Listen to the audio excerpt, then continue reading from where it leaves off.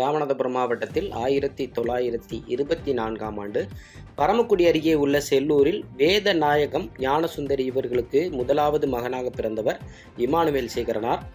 இளமையில் தனது பள்ளி படிப்பை பரமக்குடி சுற்றுவட்டார பகுதிகளில் முடித்துவிட்டு இளமை பருவத்தில் வெள்ளையனே வெளியேறு இயக்கத்தில் தனது தந்தையுடன் தன்னை ஈடுபடுத்திக் கொண்டு 3 மாதம் சிறை சென்றார். பின் இராணுவ பணியில் பஞ்சாபில் கவில்தார் மேஜராக வேலை பார்த்து வந்தவர் திருமணம் செய்து கொள்வதற்காக ஊருக்கு வந்தபோது தென் மாவட்ட பகுதிகளில் சாதிய ஏற்றத்தாழ்வுகளை எதிர்த்து சம உரிமைக்காக குரல் கொடுத்தார்.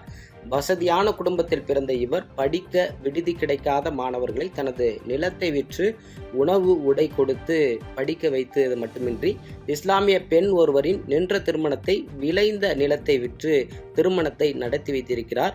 சாதிய கலப்பு திருமணங்களை ஆதரித்து சமூக நல்லிணக்கத்திற்கு வித்திட்டிருக்கிறார்.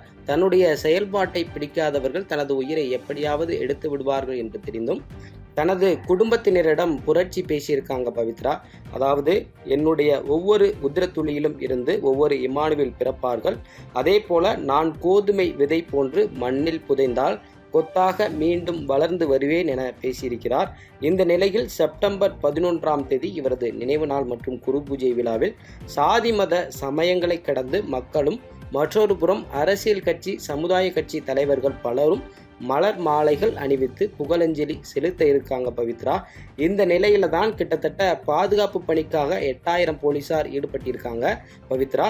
மேலும் நவீன கண்காணிப்பு கேமராக்கள் சிசிடிவி கேமராக்கள் மூலம் கண்காணிக்கப்பட்டு வருகிறது. மக்கள் இவரை கடவுளாகவே பாவித்து தாரை தப்பட்டைகள் முழங்க ஆட்டம் பாட்டத்துடன் பால்குடம் பாரிகளை தலையில் சுமந்தவாறும் அழகு குத்தியும் தங்களது நேர்த்தி கடனை செலுத்த வராங்க பவித்ரா. இந்த நிலையில தான் இவரது 100ஆண்டு விழாவை முன்னிட்டு தமிழக அரசும் அக்டோபர் 9ஆம் தேதி இவரது பிறந்த நாளை அரசு விழாவாகவும் அறிவிச்சிருக்காங்க.